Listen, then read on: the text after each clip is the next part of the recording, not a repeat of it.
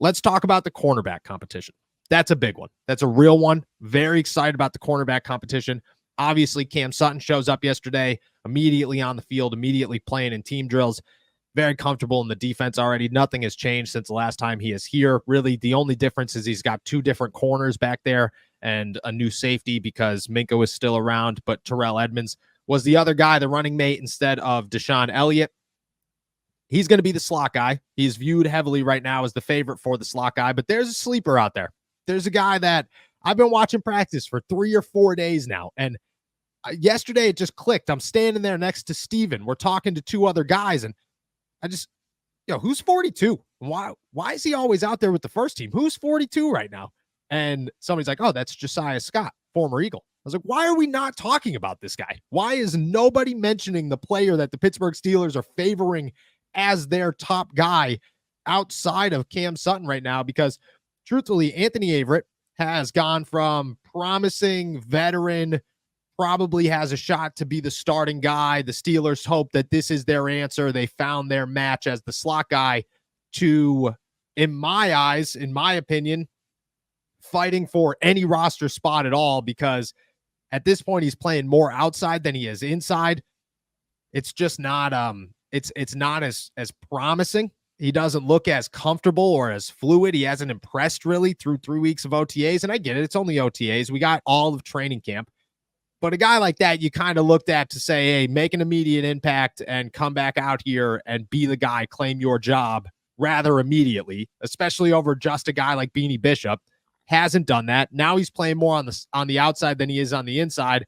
And I think that's a sign that he's more on his way out than he is here to stay. Beanie Bishop he looks raw. He looks young. He looks inexperienced. He looks raw. He looks like an undrafted guy. Doesn't look like a guy that's going to make an impact on this roster. Looks like a dude who's going to be fighting for a roster spot.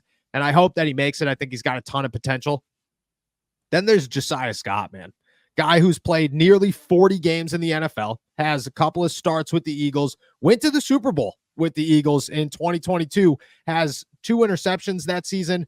The guy's got 8 pass deflections, big special teamer during his career, showed up in Pittsburgh last year as a practice squad guy, got injured and then waived, ended up back in Philadelphia, then back in Pittsburgh this summer. He's playing a lot, man, and I think that he's a sleeper. From what I have been told, he is a dude that carries a lot of speed and a ton of athleticism and isn't really a, hey, this guy is a starter, he's got a ton of potential, but more so, this guy's been very reliable in the NFL and has been a name that can play special teams, can play corner, isn't going to give up the big play. And that's really all you're looking for as a backup. That's all you're looking for somebody to compete with Cam Sutton. Josiah Scott is a name that I think I'm starting to pay attention to. I'm starting to mark up as, if somebody's going to make this roster as a sleeper, I think Corey Trice and Darius Rush are no longer sleepers. I think those guys are, there's real potential here. The Steelers like what they see. Josiah Scott's my could do this. Could definitely do this. Him and Jalen Elliott, safety Jalen Elliott. I want to talk to Jalen Elliott before I really dive into him, but I'm going to toss that name out there too. He's been impressive as well. Big communicator, making a lot of plays out there. But Josiah Scott, we jumped on the show. You said, I don't know who this guy is. I never heard of this guy until you texted me his name.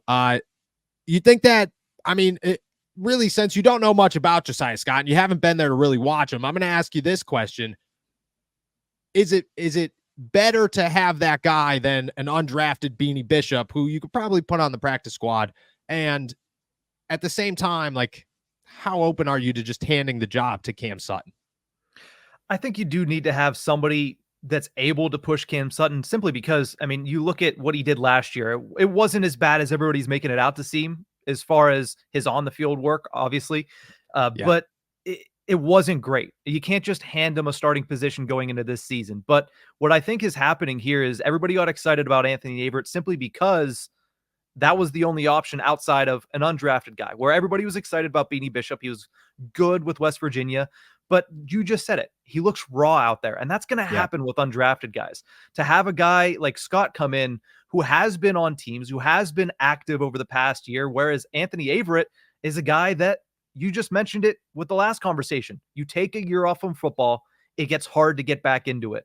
So while we did have high expectations, it makes sense that he's going to come out a little bit slow after he hasn't been on a team for over a year. So that might be a little bit of what's happening, but I think it's good to have more competition than less, especially for a slot corner position that has been a question mark for the entire summer to this point.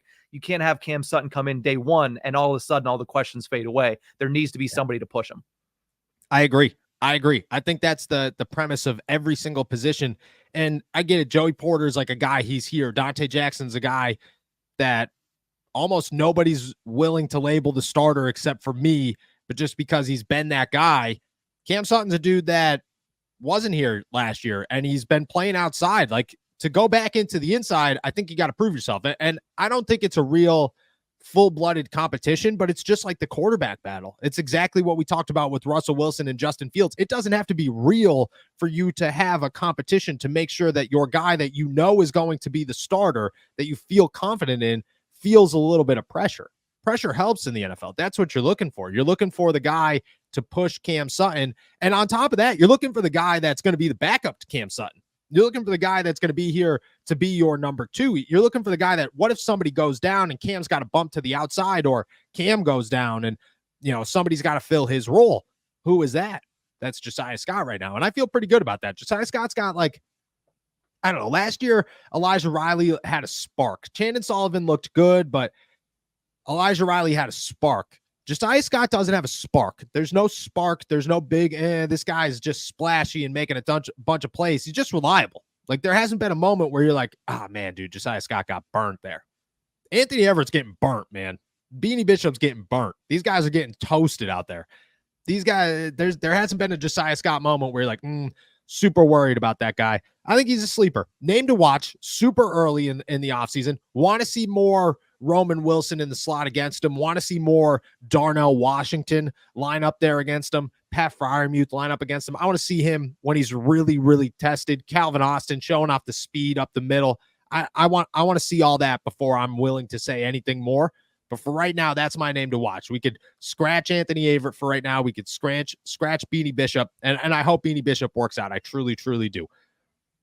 I'm tossing Josiah Scott out there as my name to watch for the 53-man roster and the backup slot job as of right now, as we head into the last day OTAs, beginning of minicamp.